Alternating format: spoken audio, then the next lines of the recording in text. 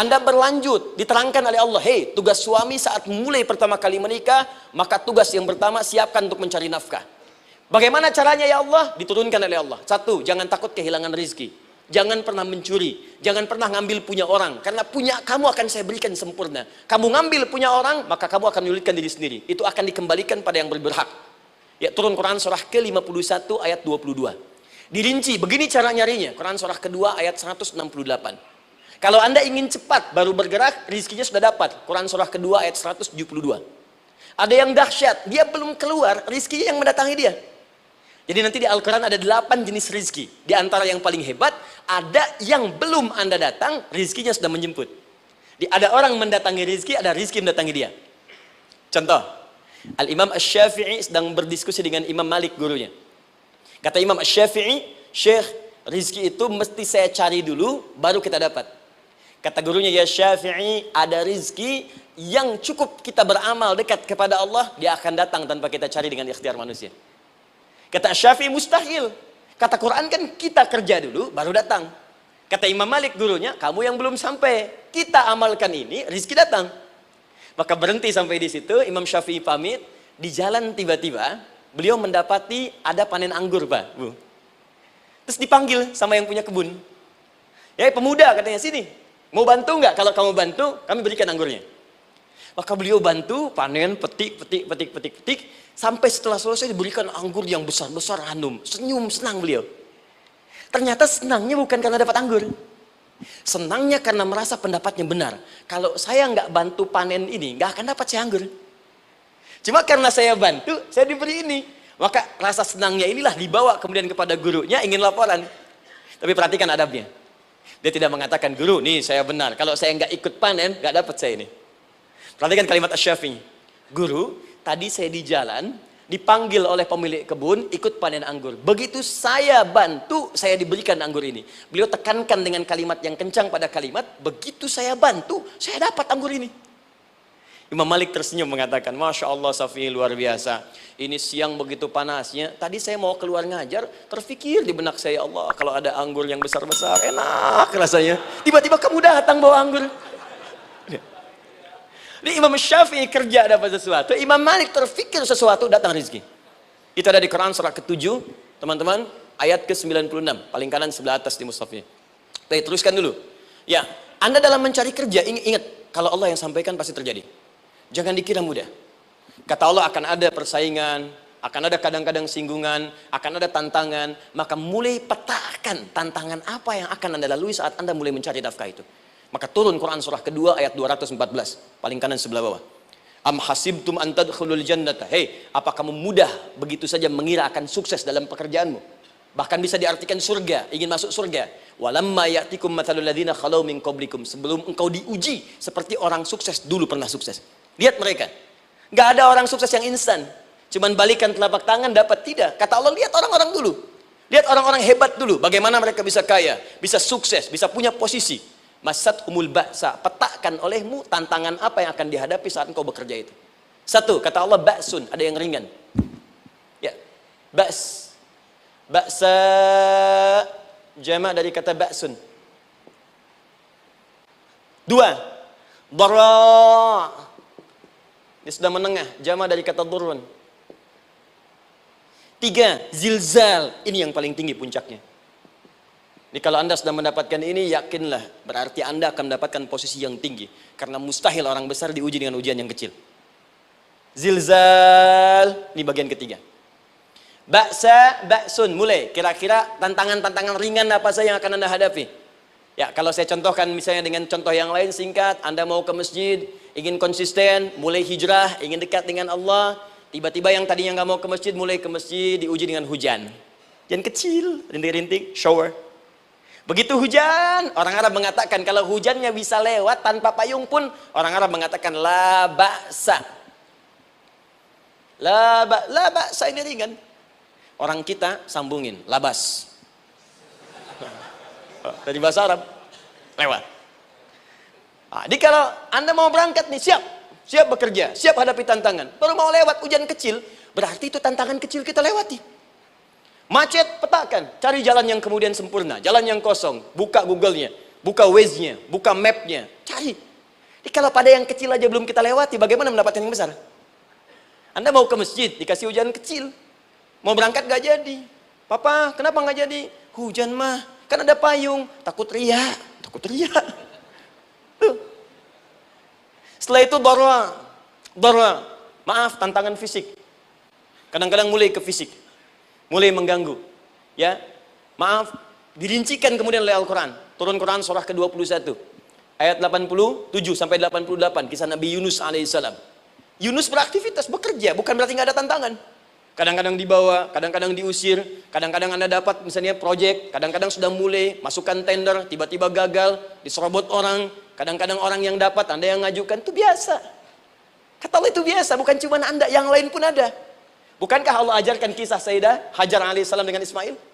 Bukankah bolak-balik naik Safa Marwah, kadang di atas, kadang di bawah, kadang lihat peluang, sampai Marwah ternyata bukan air. Terkadang Anda yang bekerja, tim yang lain yang mendapatkan karena kerja keras Anda bisa jadi terjadi. Bukankah yang kerja keras Hajar yang dapat Ismail? Mungkin Anda yang konsep yang dapat minyaknya orang lain. Mungkin Anda yang kerja kan yang suksesnya teman Anda, gak ada masalah. Dan itu kemudian akan bermanfaat bagi Anda. Tidak mungkin setiap keringat yang keluar dari diri kita mustahil kecuali akan melahirkan manfaat yang kembali pada diri kita. Tantangan. Tapi yang paling dahsyat ini yang gak ditemukan di sebagian referensi yang kita baca.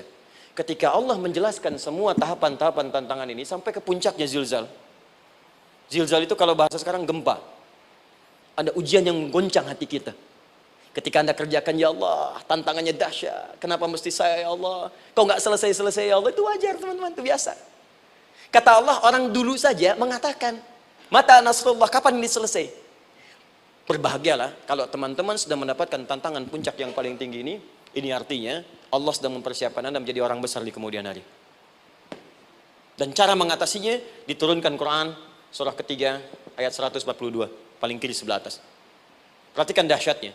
Yang pertama diterangkan tantangannya, yang kedua dijelaskan cara mengatasinya. Saya mau berhenti sampai di titik ini, nanti saya terangkan cara berinteraksi dengan Al-Quran. Ya, perhatikan baik-baik. Kata Allah, jika kelak engkau sudah bisa memetakan tantangan ini, maka siapkan solusi untuk mengatasinya. Ayatnya dibuka dengan kalimat yang sama persis. Saya pernah sampaikan teori ini di dua perusahaan besar di Indonesia. Yang pertama ada satu perusahaan, karena ini direkam saya nggak sebutkan perusahaannya, perusahaan otomotif besar sedang turun gratis, kemudian juga ada inflasi yang tinggi. Terus saya terangkan teori Quran. Dia praktekkan berhasil, Pak. Padahal saat itu saya presentasi di depan non-muslim. Non-muslim. Sales-sales se-Indonesia dikumpulkan, saya bedah tentang ini. Dan mereka berhasil. Sampai sekarang naik lagi. Yang kedua sama, ini direkturnya juga non-muslim. Tapi nggak apa-apa kita diskusi. Dan mau mendengar teori ini. Dan praktekkan, naik. Ya, dulu di satu perusahaan minyak juga. Sedang turun, karyawan semua dikumpulkan. Lalu kita bahas tentang ini, kita terangkan. Yang ini yang paling menarik dari Al-Quran. Kalimatnya sama persis. Quran surah ketiga ayat 142. Am hasibtum an tadkhulul jannata. Apa Anda duga akan begitu mudah mendapatkan kesuksesan dalam hidup? Tolong fokus baik-baik. Jangan selalu mengartikan jannah dengan surga. Karena asal kata jannah itu artinya kesuksesan, kebahagiaan yang belum tampak. Surga, kenapa disebut dengan jannah? Karena itu puncak kebahagiaan kita yang belum nampak sekarang. Saya kasih rahasia ya. Ini antara kita saja nih. Kalau ada kata jim dengan nun di depannya, itu pasti tidak nampak, tersembunyi. Apapun tambahannya. Ya, misal, jin kenapa disebut dengan jin? Karena memang ketika diciptakan, dia tidak tampak, tersembunyi. Lawannya ins, karena itu kita disebut ins, karena saat lahir kita tampak. 18 kali disebutkan dalam Al-Quran. Ya ma'syaral jinni wal ins, wa ma khalaqtul jinna wal ins. Jadi jin disebut jin karena memang fitrahnya tersembunyi, gak nampak. Jadi kalau ada jin melakukan penampakan, itu jin sedang kena masalah. Sedang keluar dari fitrah. Sama dengan manusia, harusnya tampak. Jadi kalau ada manusia yang senang sembunyi-sembunyi, dia sama dengan, bukan saya yang bilang, sedang punya masalah. Ke kantor, sembunyi-sembunyi, hati-hati Pak Alfian tuh. Biasa ada pintu depan, masuk pintu belakang. Suami di rumah, buka WA, sembunyi-sembunyi. Bu, hati-hati tuh. Pulang lewat pintu belakang, berarti sedang punya persoalan dalam hidup. Setiap ada jim dengan nun, Pasti tersembunyi. Ibu punya janin, rahim, dalam rahim ada janin. Kenapa disebut dengan janin? Jim, nun, ya, nun. Karena sosok itu belum nampak dalam pandangan kita. Nanti kalau sudah lahir, baru tampak. Jannah, kenapa disebut jannah? Karena belum tampak dalam pandangan kita. Nanti kelihatan. Karena itu dalam Al-Quran, kata jannah itu tidak dikhususkan dengan surga. Tidak dikhususkan dengan surga. Kadang-kadang menunjuk aspek kesuksesan yang belum tampak. Anda mau ngebor minyak, minyaknya belum tampak. Belum kelihatan. Anda mau kerja, ya hasilnya kan belum tampak. Baru ikhtiar sekarang. Karena itu orang Arab disebut kaya, kalau mereka mendapatkan kebun yang tak tampak sebelumnya. Kebun anggur, bukan kurma, kalau kurma banyak. Kebun anggur, ada apel, ada jeruk, sampingnya ada sungai-sungai, disebut dengan jannah. Ya, kalau punya unta, nggak kaya di Arab, biasa. Karena yang kelihatan padang pasir, unta, hitam, merah, biasa. Tapi kalau sudah punya kebun anggur, yang sulit di padang pasir ada kebun, itu baru disebut kaya. Karena itu orang Arab kadang mengartikan jannah dengan aspek kesuksesan yang belum tampak. Diartikan dengan kebun anggur, kebun apel, dan macam-macamnya. Perhatikan, am hasibtum an tadkhulul jannah. Apa Anda duga ingin sukses itu begitu mudah? Sukses jadi tidak. Walamma ya'lamillahu alladhina jahadu minkum wa ya'lamas sabirin. Perhatikan baik-baik. Sebelum Allah memastikan pada diri Anda terdapat dua hal yang paling utama untuk mengatasi tantangan tadi. Satu, jahadu. Kesungguhan. Serius. Jadi kalau mau sukses, mesti serius. Kerja serius. Cintai pekerjaan Anda. Ya, belajar anak-anak serius. Pastikan belajar dengan serius. Jangan cuma anak-anak duduk paling belakang, nggak pernah nanya, kadang ngantuk, pulang. Ujian, besoknya mau ujian, baru belajar. Ya, sistem SKS, sistem kebut. Ya, kadang-kadang sejam, Bu, Pak. Saya pernah ada orang di luar ngadu waktu di Libya, Ustadz, gimana ini orang Indonesia? Kenapa? Saya belajar 3 bulan. Besok mau ujian. Teman antum orang Indonesia pinjam catatan saya baru semalam. Dia dapat 8, saya 7,5. Saya bilang, Anda belum tahu sistem SKS itu. Baik, ya. Tapi itu bukan solusi. Begitu ujian selesai, ilmu lupa. Itu poinnya. Jadi kalau hanya sekedar ilmu dipakai untuk ujian, pada prakteknya nggak akan terpakai. Ini banyak anak sekolah sekarang hanya belajar untuk ujian saja. Padahal kalau dipraktekkan, kadang kaitan dengan agama tinggi, Bu, Pak. Fisika itu dengan agama itu tinggi. Gaya F1 sama dengan F2, gaya gerak sama dengan gaya dorong. Gaya sedikit, maka keluarnya sedikit. Pukul kencang, bunyinya kencang. Imannya kalau kuat, amalan jadi banyak. Iman sedikit, amal pun sedikit. F berbanding lurus dengan P, hukum Pascal. Gaya berbanding lurus dengan tekanan. Masuk bab akhlak. Makin banyak gaya, makin banyak tertekan. Nah, itulah. Gaji 5 juta, gaya 10 juta, kan? Ini serius. Serius. Di divisi apapun Anda, saya sepekan lalu lah, takziah ke tempatnya yang Habibie, terus diminta tausiah di sana. Dan saya perhatikan beliau termasuk yang paling serius ketika diberikan tugas apapun. Gak pernah diberikan amanah kecuali mencintai pekerjaan itu. Yang Habibie demikian. Ciri orang sukses itu serius. Tapi keseriusan itu, kata Allah petakan jadi 3 bagian lagi. Karena jahadu itu punya 3 turunan kata. Satu, keseriusan merencanakan, disebut ijtihad namanya. Punya rencana. Mappingnya apa? Stepnya apa? Oke, Anda ingin kerjakan sebuah proyek, baik, proyeknya berlangsung berapa lama? Target kita apa? Jangka panjangnya, menengahnya, jangka pendeknya. Kemudian apa tantangan yang akan dihadapi di setiap tahapan-tahapannya? Selesaikan. Bahkan saking pentingnya tahap perencanaan ini, ditunjukkan oleh Allah langsung lewat sholat. Teman-teman masih ingat, sholat pertama yang kita kerjakan, setiap hari sholat apa namanya? Subuh. Apa artinya subuh? Tuh, ini masalahnya.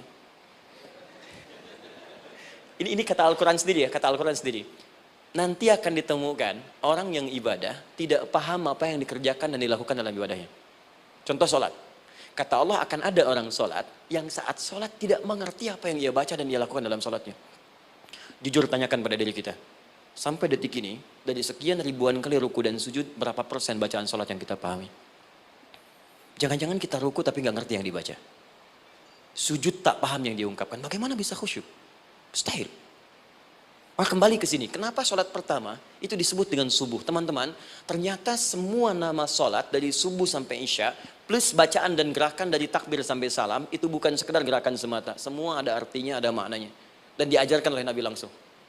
Subuh disebut dengan subuh. Ada dua kata. Satu, fajar. Quran surah ke-17 ayat 78. Inna Qur'an al-fajri kana mashhuda. Kedua, subuh di surat At-Takwir. Was-subhi idza tanaffas.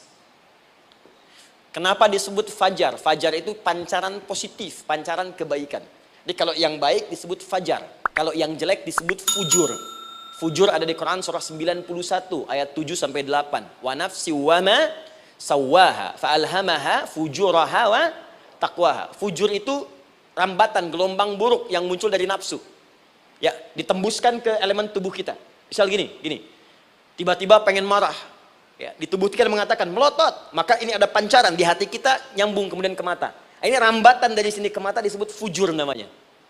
Mau ke tangan pukul, masuk ke tangan. Itu rambatannya disebut fujur namanya. Ya. Yang baiknya disebut fajar. Ya, misal saya ingin sholat, tiba-tiba hati mengatakan sudah azan, merambat ke kaki, cepat melangkah. Cepat wudhu. Nah, itu rambatannya disebut fajar namanya. Atau infajar. Ini pasti ada, ya. Fujur nama lainnya nafsu. Disebutkan 115 kali dalam Al-Quran. Takwa, rambatan fajar, sumbernya takwa. Disebutkan 115 kali dalam Al-Quran. Di jiwa kita ada takwa, ada nafsu. Takwa yang dorong malaikat, disebutkan 88 kali dalam Al-Quran. Nafsu yang dorong setan, disebutkan sama 88 kali. Di setiap Anda akan mengerjakan satu hal, pasti akan yang mendorong pada yang baik, akan mencegah dari yang baik itu nafsu. Pasti itu. Pak Alpian mau tanda tangan proyek. Tiba-tiba disodorkan, Pak, ini Pak. Kok begini proyeknya? Perbaiki. Karena ada yang nggak beres. Tapi fee-nya lumayan Pak, 1 miliar. Nggak bisa. Jiwa takwa mengatakan, jangan terima Pak. Bapak mengatakan, maaf, ini jari tahiyat. Gak akan pernah dipakai maksiat. Perbaiki. Datang lagi. Ini Pak. Kok sama? Fee-nya diperbaiki Pak, 100 miliar. Nafsunya mulai berkata, terima. Takwanya bilang, jangan. Hanya beliau katakan, tangan tahiyat gak akan pernah dipakai maksiat. Tapi tunggu, saya istiqoroh dulu.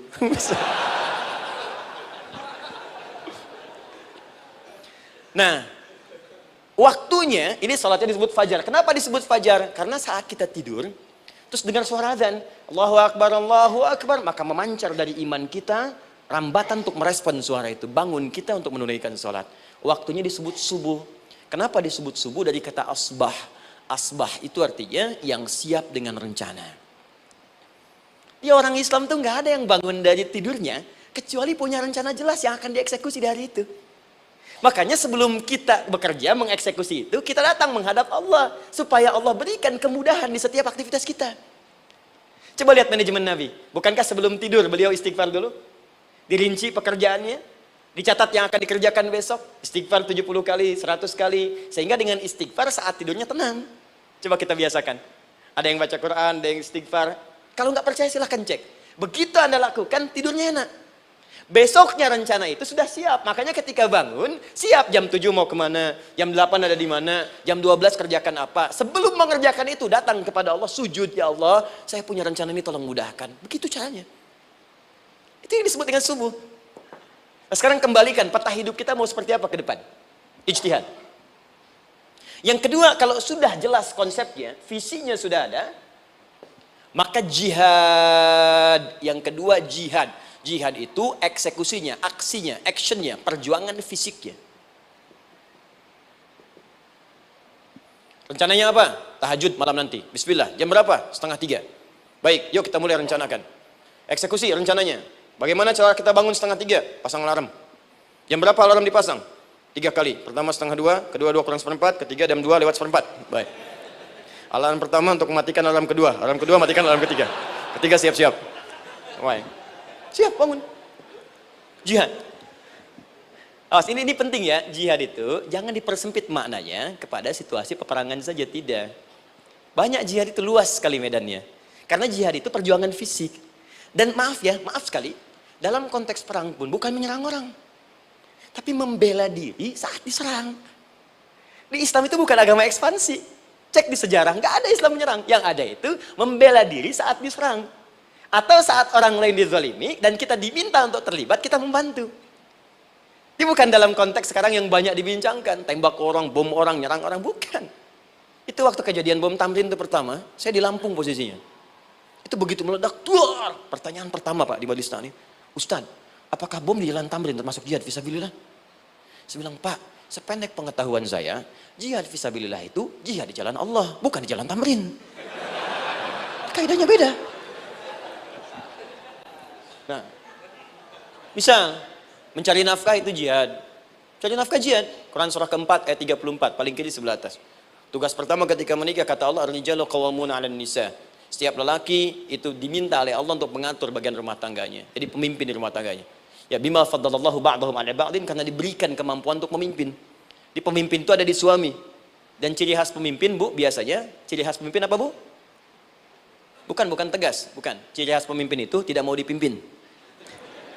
Makanya kalau ada sesuatu, masukkan lewat usulan, jangan beri saran. Kalau saran susah, itu pemimpin. Baik, tapi yang paling luar biasa kata Allah, perhatikan kalimatnya indah sekali. Wa bima anfaqu min amwalihim. Saya berikan tugas untuk mencari nafkah. Ketika seorang lelaki bertugas mencari nafkah, ingat ya, konteks apapun, kalau perempuan nanti bekerja bukan nafkah poinnya. Bisa hobi, ya, bisa aktivitas, tapi nafkah kalau sudah menikah itu ada pada suami. Perempuan tidak. Kalaupun tidak dilarang perempuan bekerja, tidak. Sayyidah Aisyah mengajar, ada yang para sahabiah jadi perawat, ya, ada yang pengajar. Banyak dulu sahabat Nabi yang perempuan mengajar. Ya, kan ada pelajaran-pelajaran khusus perempuan. Ya, ada bagian perawat, ada dokter. Ini kan yang ngandung perempuan, masa yang periksa laki-laki? Ya, ada bagian perempuan tertentu, itu silakan bekerja boleh. Tapi nafkah laki-laki. Begitu lelaki meniatkan pekerjaannya karena Allah untuk mencari nafkah, itu setiap langkahnya jihad fisabilillah.